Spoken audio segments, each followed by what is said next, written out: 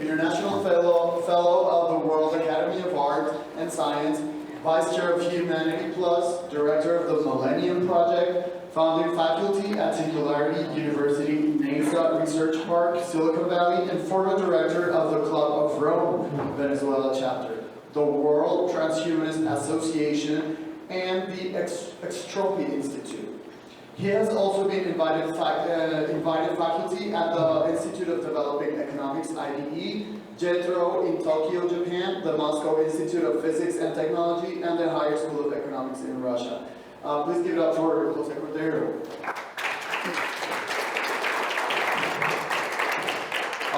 Well, it is really a pleasure for me to be back in Colombia, a country that I love a lot. I have been here hundreds of times. My brother got married in Cali, so I actually have political family in Colombia, political in the good sense, you know, in-laws. And I love being here talking between Korea and Russia, because the dictators of North Korea and Russia want to be immortal. So I will talk about immortality, but you are not allowed to share those secrets with them. I am really very excited to be here in Medellin. And by the way, yesterday I was robbed, as some of you know. I was sitting there, my laptop was robbed, my telephone was robbed. I managed to get the telephone, but I'm still looking for my laptop. So if anyone can help, please, I truly appreciate, because my life almost literally is in my laptop. And it's not a nice experience to be visiting and have it stolen. Anyway, so that is what we are doing here in Medellin. Fantastic place, very futuristic. I love this city. And as you know, I was born in Venezuela, which means Piccola Venezia, which, like Venezia now, is sinking in populism. I used to work for Irene Sáenz Conde, that was the mayor of Caracas, Chacao. She had been Miss Universe 1980. You know, Venezuela has the world records of Miss Universe, Miss World, and Miss International. In total, not percentage-wise, we have had 7 Miss Universes, including Irene Sáenz, who was the mayor. And then she asked me to be her Minister of Energy. And I was with her in the last free democratic election of Venezuela in 1998. Unfortunately, instead of winning the beauty, it was the beast that won in Venezuela. So the situation is very sad, but I still have many dear friends like Maria Corina Machado, and I was with her in the last trip that she could leave Venezuela. About 6 years ago, we went to Brazil. As you can see, this is the Brazilian flag. We were in the Senate of Brazil talking about the crisis of Venezuela. After her words, she was arrested, arriving back in Caracas, and they took away her passport. So she has not been able to leave Venezuela for 6 years after her passport was taken. And I did not go back with her because I knew the same could happen to me. So I did not go to Venezuela, and then I went to Spain. One of my students also, you probably know, he was my student at the business school of Caracas, IESA. And I'm still in touch with him and his father. Now they live in Madrid like myself. But I'm not going to talk about Venezuela in general, except for the young Venezuelans that we have here. You have to read my best-selling book, La Segunda Muerte de Bolívar y el Renacer de Venezuela, published by the top think tank of Venezuela, Se Dice. And now we have a new edition with Unión Editorial, Jorge. Published in Spain. So I highly recommend it. You can download the Venezuelan edition free and pay for the Spanish edition. As you know, I worked in the dollarization of several countries, including Ecuador, and I was thrown out of Ecuador in 1999 by Guillermo Lasso. Guillermo Lasso at the time was the governor of the Guayas, Guayaquil province, and he followed the order of Yamil Maguad, who said that I offended him because I said that the currency of Ecuador should not be called the Sucre, because Sucre was Venezuelan, and he was killed in Colombia, by the way, coming from Ecuador. And it was horrible to have a hyperinflation with the hero of Colombia, Venezuela, and Ecuador, Sucre. And so the president of Ecuador was offended because I said the currency should be changed to his name, which is the Maguadito.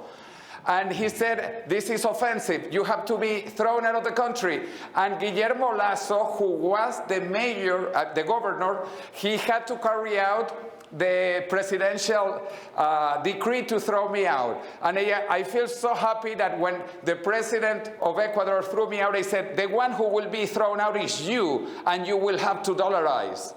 So he finally dollarized, and then I have been in touch with Guillermo Lasso, and I am so happy.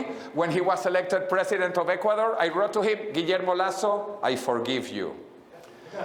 So I support Guillermo Lasso in Ecuador.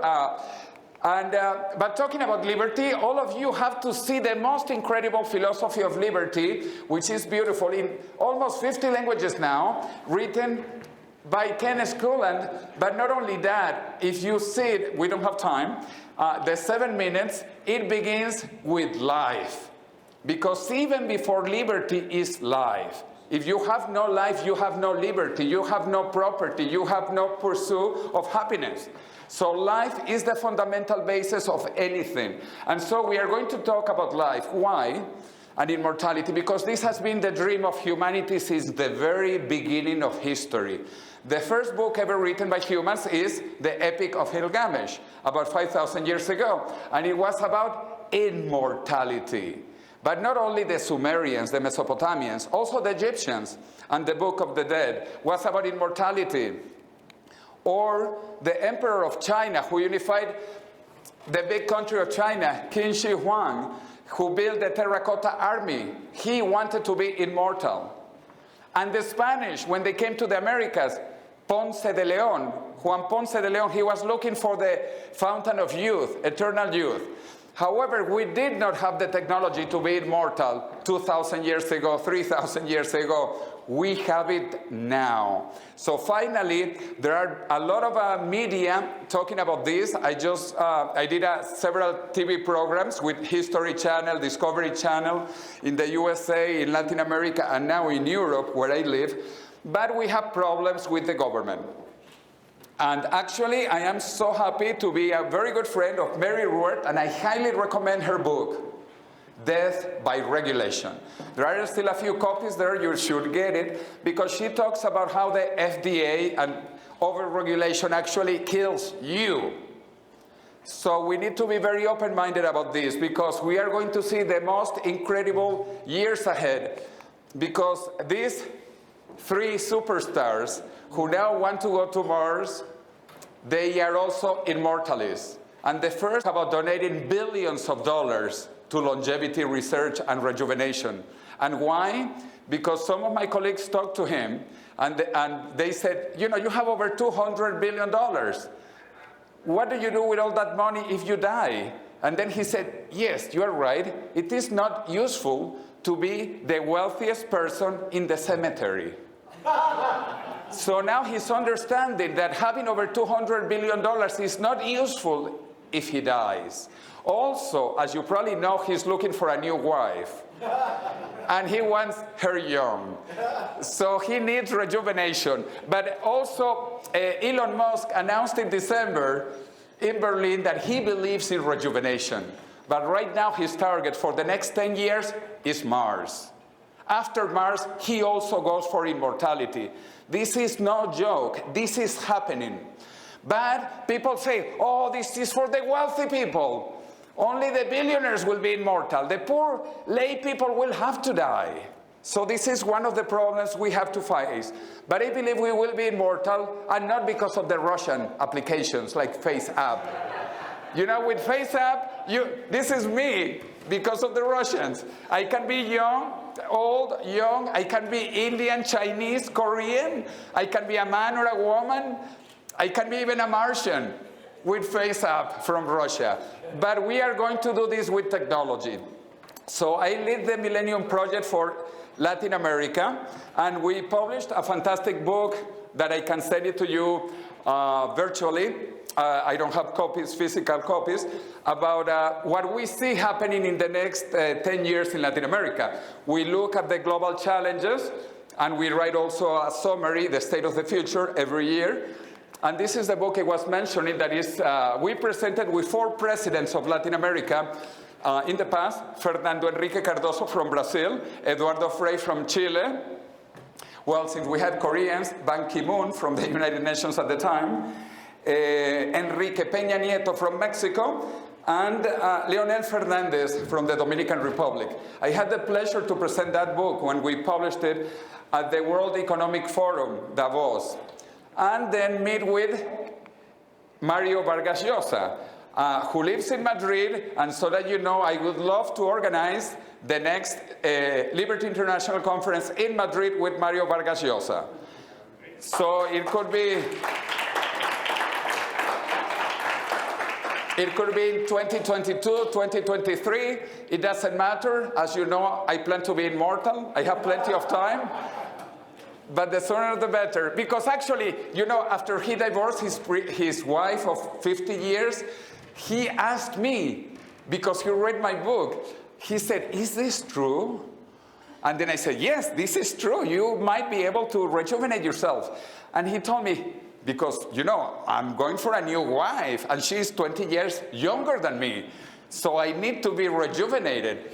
So anyway, this is serious, this is true. What is happening in the world? These are the forecasts of population between the year 1800 and 2050. The population of the world is stabilizing, and it is beginning to decline. China will collapse. China is going to lose 700 million people by the year 2100. 700 million people because of the one-child policy. This is a disaster never seen in peace times in humanity. However, the economy keeps on growing exponentially. Look at the vertical axis. This is exponential. $100 per person per year, $1,000 per person per year, $10,000, $100,000. And you see, because of the advantages, the incredible advances in technology, the economies are growing exponentially, even with COVID. And this is moving faster and faster. The first country in the history of humanity that doubled its income per capita was the United Kingdom during the Industrial Revolution. And it required 58 years. First time in human history we doubled the income per capita. Today, the record is China. China, every 7, 8, 9 years, doubles its income per capita. What is fascinating is that India will soon be catching up with these growth rates, and some African countries. Why? Because of the Industrial Revolution. Until that time, we were caught in the Malthusian trap, and there was no growth in humanity. Humanity was poor until the 18th century, when the Industrial Revolution began and technology changed the world. However, some people don't like technology. Let me show some examples like the Amish. The Amish live in the 18th century. They don't want internet, cars, or airplanes. Even in South America, where I grew up, we have some Indians called the Yanomami. The Yanomami don't even want to wear clothes, and that has its advantages, right? But they want to live like that, like they were thousands of years ago. They also don't want to learn Spanish and Portuguese. Which is okay, we cannot impose anything on people who don't want to do it. But probably also 5,000 years ago, when the wheel was invented, we had the anti-wheel people. People who did not want wheels. There will always be people against technology, even where the Industrial Revolution began. In the United Kingdom, there were the Luddites. The Luddites who destroyed the machines because they said that the machines would take away our jobs. Fortunately, the machines won. And that is why we live in this advanced technological society, because the machines took our jobs that we didn't want to do. And this will continue. So, 12 years ago, I was one of the founders of Singularity University in Silicon Valley in California. And we talk about these exponential technologies, these exponential trends based on the ideas of my friend Ray Kurzweil, also from my alma mater, MIT, Massachusetts Institute of Technology, where he talks that soon we will be reaching a technological singularity. This is becoming more and more popular. So much that even Time magazine talks about the singularity. And we give a date. The date is 2045. And as you can read in the subtitle, one of the consequences is that we will become immortal at the time of the singularity. So we believe in immortality, biological immortality, because of these exponential trends. 40 years ago, when I began studying computer science, I used these punch cards, IBM punch cards. They were 1K of memory, 1K. 10 by 100. 10 by 100 is 1,000. Even lawyers know that, right? 1K, or as we say in Spanish, 1K. 1K. The first floppy disks were also 1K. They were 8 inches and only 1K. So what is 1K plus 1K? 1 kaka. We had 1 kaka of memory 40 years ago. But from 1 kaka, we moved of 8 inches, we moved to 5 inches, 512 kakas, and this one of 3.5 inches, 1.4 mega. And then I have here a pen drive of 1 tera. See what has happened in 40 years. We have moved from kaka to terabytes. What do you think will happen in the next 40 years? You will remember me, and you will remember kaka. But the kaka will be the terabyte in 30 years, because this is changing exponentially. Anyway, this is also happening in biology. 12 years ago, I sequenced the partial sequence of my genome. There are several companies like 23andMe, for example. There are several. But you can sequence your genome partially or fully. I have sequenced also the full sequence, but I will not show it to you so that you don't know everything about me. But partially you can see, according to my genes, what is the probability I will have diabetes, prostate cancer, celiac disease, or many other things. You will know after you sequence your genome what you will die of. Isn't this exciting? So that you don't die of that.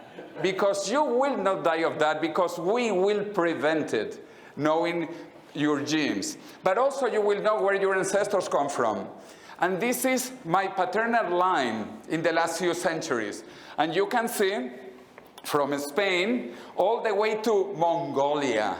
And among my ancestors, you can read here, Genghis Khan. So no one wants to fight here with me.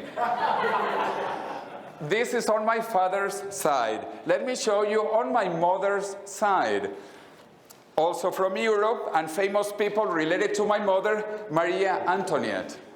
I have a lot of pedigree between Genghis Khan and Maria Antoinette. All of you will know this once you sequence your genome.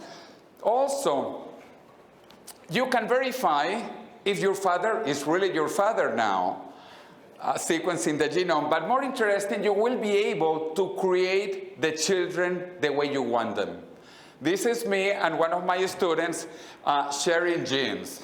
This is a theoretical experiment to know the probability of different genes and choose those ones. This will be normal. Actually, you are the last human generation that has not been designed. All of you are here by mistake.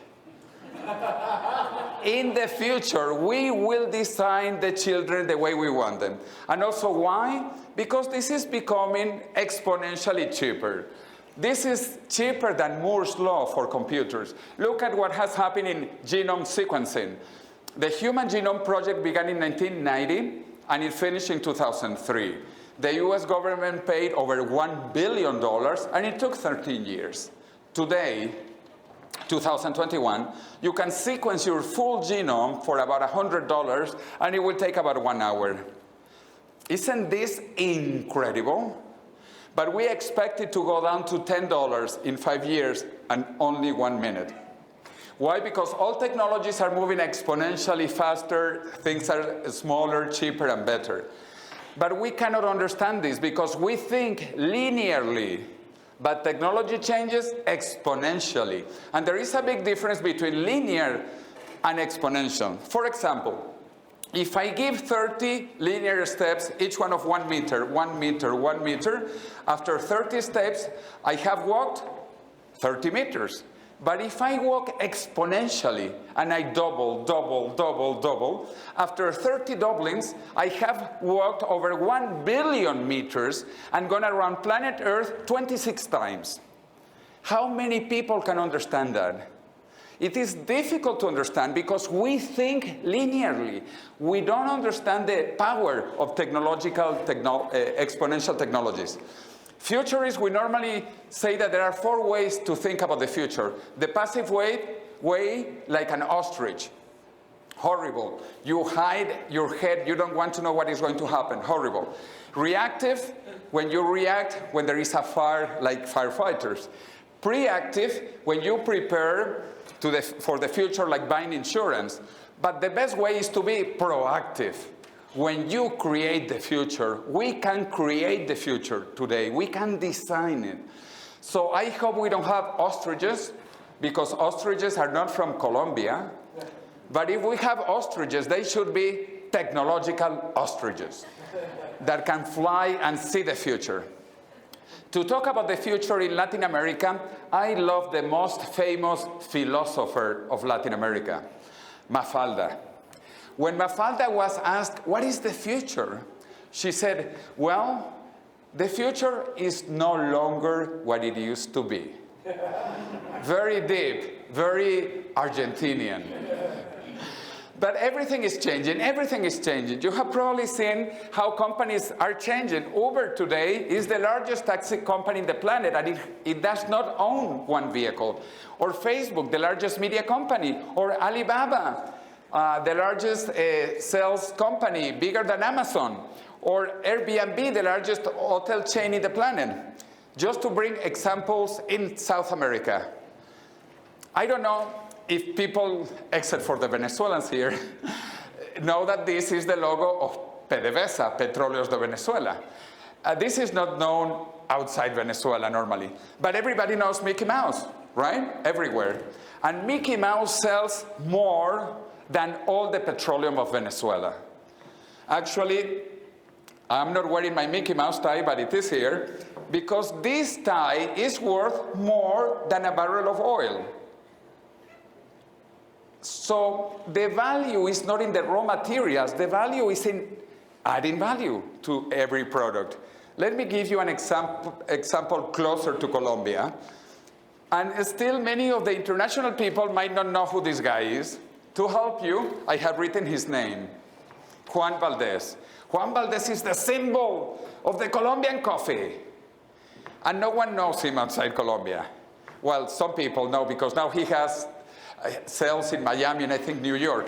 But anyway, everybody, even in North Korea knows Starbucks.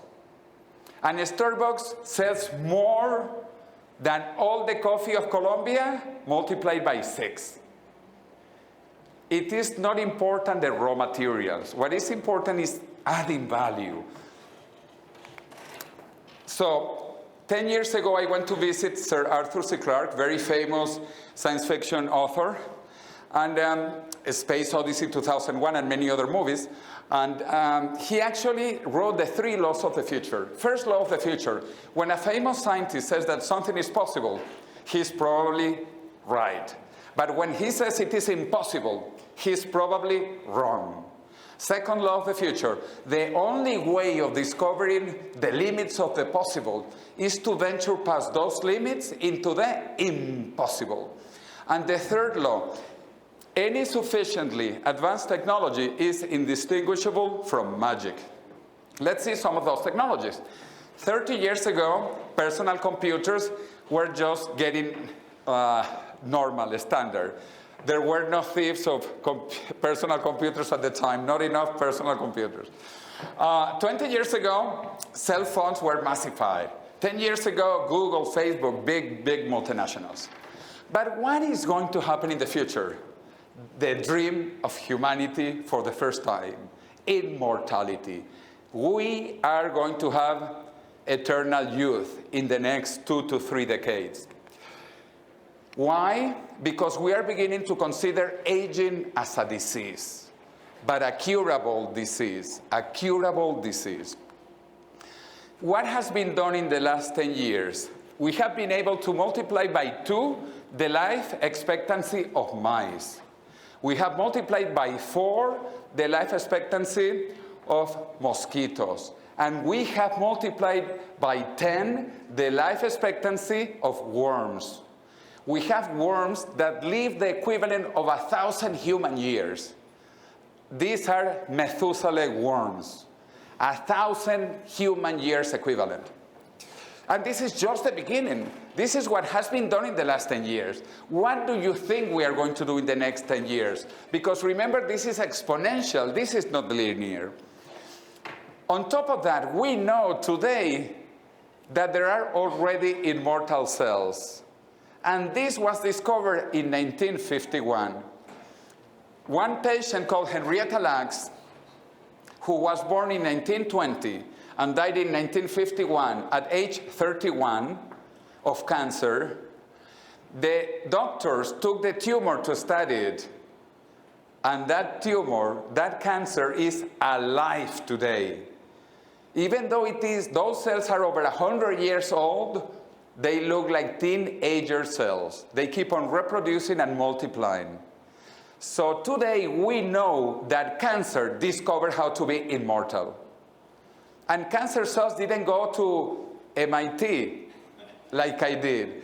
So if cancer discovered how to become immortal, we are going to discover also how to be immortal. And this is very close. I forecast that between 5 and 10 years, we will cure almost all cancers. But not only cancer cells are immortal, also the most important cells, which are the germinal, germ cells for reproduction. All of you have germ cells in your body. They do not age. We have 2 types of cells, germ cells that do not age and somatic cells that age. And they age, and they age, and then you die. So your germ cells in your body that do not age, they also die because the body dies. So in any event, we know there are immortal cells, good ones and bad ones. Even better, we know there are immortal organisms.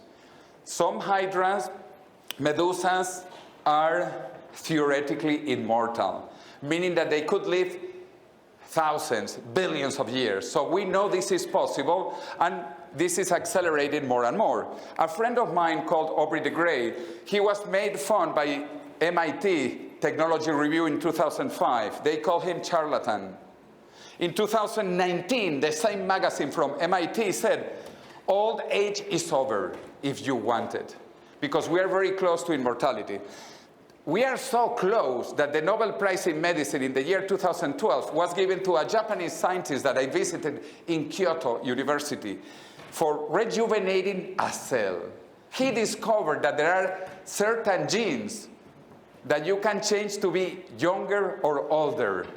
And one of his colleagues, that is also a friend of mine at Harvard, David Sinclair, he wrote a fantastic book that you have to read, almost as good as my book, Lifespan, Why We Age and Why We Don't Have to Age. And he published in December 2020, last year, the cover article of Nature magazine, Turning Back Time. He used the technology of the Japanese scientists to make mice that were blind see again. Mice that had eyes of 80 years old, equivalent humans, he turned them to 20 years old. This is not science fiction. This was done in Harvard.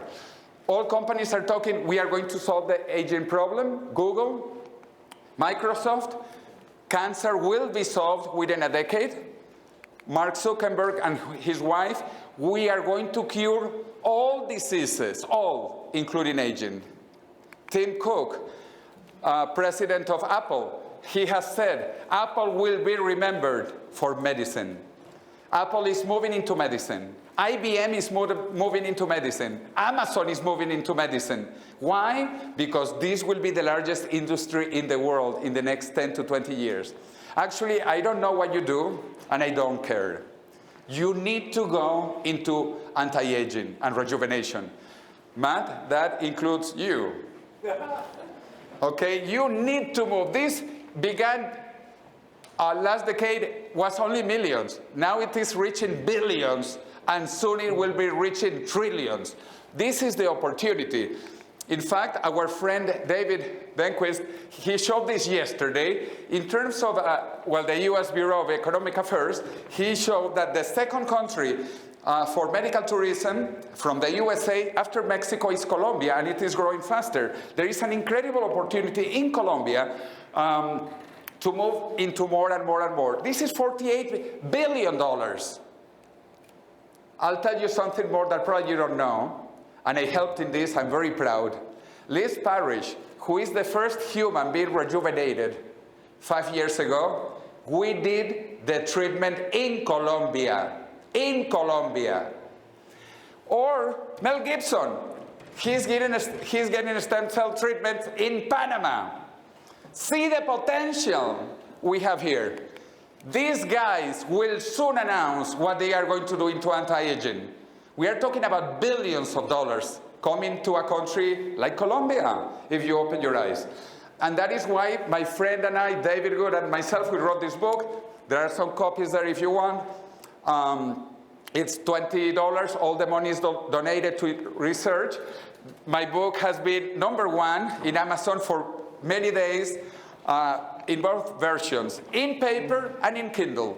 In Kindle was #5, in paper #1. We are donating the money to California and to Spain. And many people still don't believe this. But I don't care. This is like a German philosopher, Arthur Schopenhauer, said. All truth passes through 3 stages. #1, it is ridiculed. #2, it is violently opposed. And #3, it is accepted as self-evident. In the year 2045, we will look back to today, and we will remember how primitive we are today, that we let people die. So even in the Bible, the last enemy that shall be destroyed is death. I could talk for a lot more, but we don't have time. I actually founded a political movement in Spain about this with the Euro-Latinos. It's a nice name, Miel. Movimiento Independiente Euro-Latino, and my idea is to change Spain from what it used to be the non-plus-ultra country to now the plus-ultra country into the Vita Plus Ultra. Vita Plus Ultra. So my campaign is Vota Vita Plus Ultra. So, like Woody Allen said, I don't want to achieve immortality through my work. I want to achieve it through not dying. So I invite you to a few activities. I organize a big event in Las Vegas, even though this year it will be virtual, with Liz Parrish and some other top people, but you can come also to Spain. I lead a group in Spain which is called Madrid Singularity, and we talk about this. And in October we have the top future conference with Liz Parrish. Why is this important? Because we are between the last mortal generation and the first immortal generation. Where do you want to be? You want to be among the last stupid people who die? So just to finish up, because everything has yin and yang. It's very complex. And yin yang inside has little yin yang, and even more inside little yin yang. So this is complex. So let's look at the world at night. All of you know this view. I lived 3 years in Japan. Look at Japan. In front of Japan, there is Korea, but there are 2 Koreas. There is the illuminated Korea, South Korea, and there is the dark Korea, the North Korea. In fact, this is a view of South Korea from North Korea. Not many people have seen this.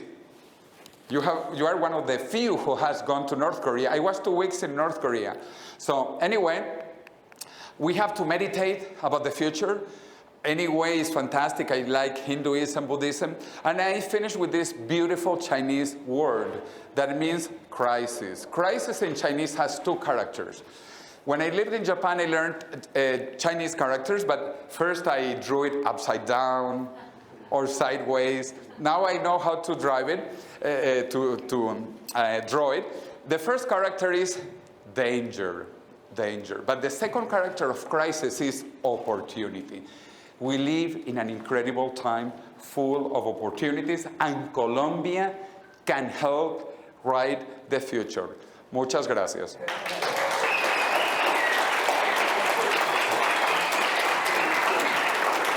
Thank you very much, José Cordeiro.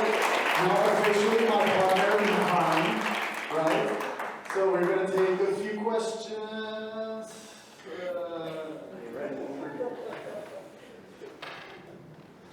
So, Dr. Cordeiro, what are you doing personally to extend your life? Can you tell us? Yeah, sure. Well, first, you have to read my book.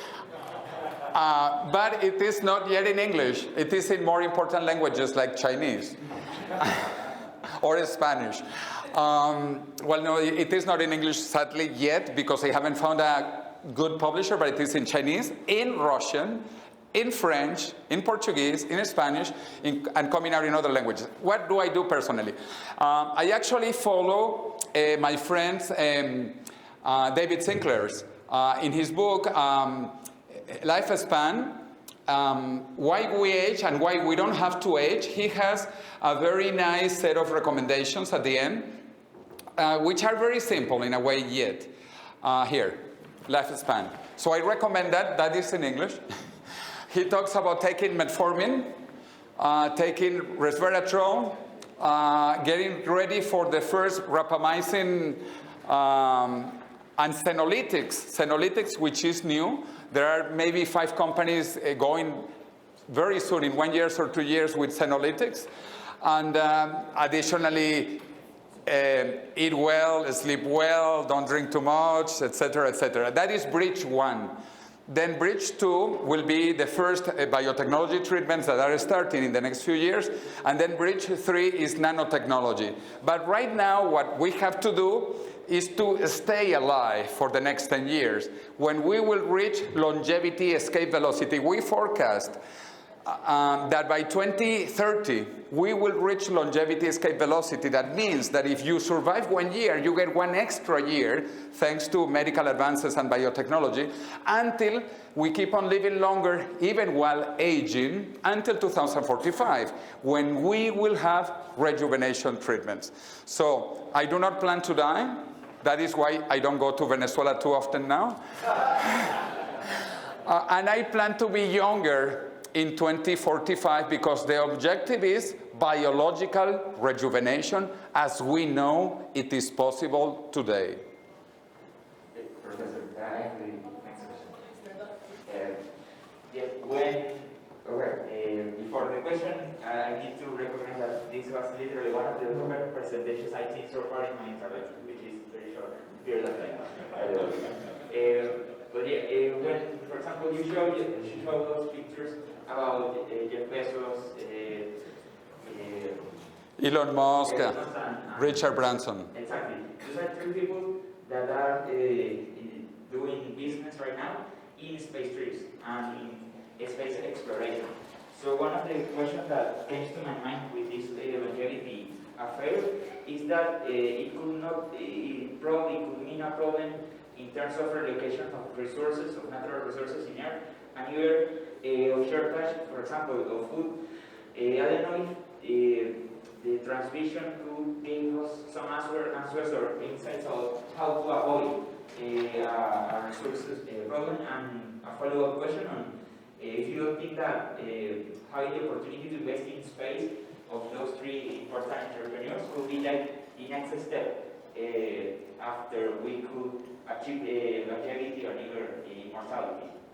Well, thank you very much. And also talking about this transmission, we will have it streaming also. You can register for streaming. And I am also very happy to say I am part of the first generation of Mars-trained astronauts from Spain. So I am actually ready to go to Spain. I did all the procedure, all the training in the year 2019, just before the pandemic. So I have been trained to go to Mars, and I do plan to go to Mars. Not on the first trip. I don't want to take that many chances, but eventually I do plan to go to Mars and to other planets. It's incredible. So there will be many opportunities. You are so young.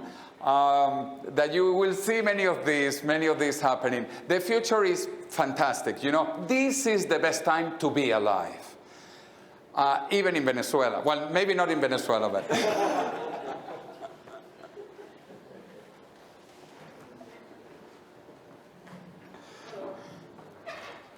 You looked into why jellyfish are basically immortal, and have you also looked into stem cells? Yes. Well, talking about stem cells, 1 month ago I was in Panama. I was in the clinic where Mel Gibson is doing his stem cell treatment, and his family as well, his father and so on.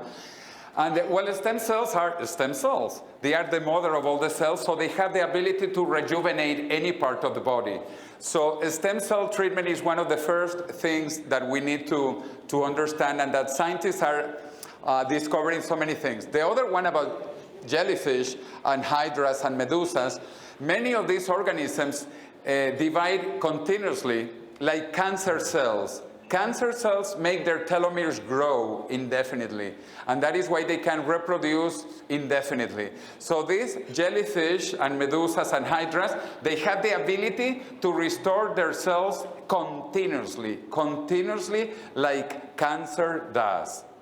So actually that is why cancer is such a fascinating disease, because we are learning so much about how cancer is immortal. This is telling us also how hydras and medusas are immortal. Question, who will work in your society of beautiful professors? Everybody. Everybody who wants to help in this crusade. Well, crusade is not the best word because it's a bit religious as well. But on this campaign, we are in a fantastic time, the best time to be alive. And I want to push this idea anywhere. In Colombia, in Panama, where I was last month, in Spain, where I return next week. I am taking care, to put it that way, of several Latin American countries. And then some other people. David Sinclair, he's taking care of the Anglo-Saxon countries. And he has more prestige than me because he's a professor at Harvard. And anyway, so many people are working on these ideas. I just want to let you know that this is possible, this is real, this is going to happen, this is just a matter of time. I don't know what it is, but anyway, so you saw the slide here. David Sinclair, he has written in his book, I recommend that he's trying to find a country that will declare aging as a disease, because that will change humanity forever. And we will stop aging because we will be able to do public research and private research to cure aging. He puts that in his book. So I recommend that. Dr. Kyle. I am very excited by what you've talked about, by Liz Parrish especially, and the future is really exciting. An obstacle that I see is medical ethics as we currently understand it.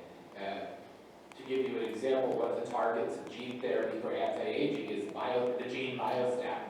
And the idea, right, is that and I think the technology basically exists right now, that we can use a gene therapy to inhibit the gene myostatin and basically make you buff without ever going to the gym, which to me sounds really great. But the medical establishment nowhere would consider research about that to be ethical, because you're not actually treating a disease. Now maybe we can look at, I mean, as we have, like look at using that as a target to treat diseases like muscular dystrophy. But at the end of the day, we're not trying to treat something that most people think of as a disease, and so we're going to have a really hard time getting institutional review board approval for these studies and everything. And I wonder if you could talk about what you think are some of the changes in what we consider as ethical medically in order to allow the technology to advance in this exponential way. Like, I mean, I see medicine not advancing as fast as, for example, computer chips. A lot of things because we can't move fast to break things because there's a human cost. But yet we need to, because otherwise we may die before we reach immortality. So we got to do something different and innovative with research so that we can move forward faster. Yeah, thank you. And it's good that you are mentioning the other treatment that I didn't include. When Liz Parrish came to Bogota, she did 2 treatments on herself. One was injecting telomerase to make her telomeres grow, and the other one, the myostatin, to make her muscles grow so that she doesn't have to go to the gym, as you said. Indeed, and some people might say, well, she's already so beautiful. She reminds me, for the Venezuelans, of Irene Sáenz, the Miss Universe of Venezuela and the mayor of Caracas, Chacao. So yeah, people might say, is this ethical? Muscle wasting is a disease. Actually, today it's called sarcopenia. Even though she's still young, she's 50, 51, and now her telomeres indicate she's 30. So biologically, in terms of the telomeres, she's 20 years younger because of the treatment she took in Bogota. So for the telomeres, for the myostatin is not the same. But still I could classify as sarcopenia in the future, therefore it is a medical condition. But I try to sell it that aging is the mother of all diseases. If you stop aging, you stop cancer, you stop Alzheimer's, you stop sarcopenia, you stop most conditions. And people say they want to stop cancer. People say they want to stop Alzheimer's. So I say, fine, let's do it. But if we stop aging, we stop all of those together, all of them. So the objective is to attack the mother of all diseases, which is aging. Aging is the mother of all the problems. Sorry, no more questions. I'm sorry. Thank you very much to José Cordeiro.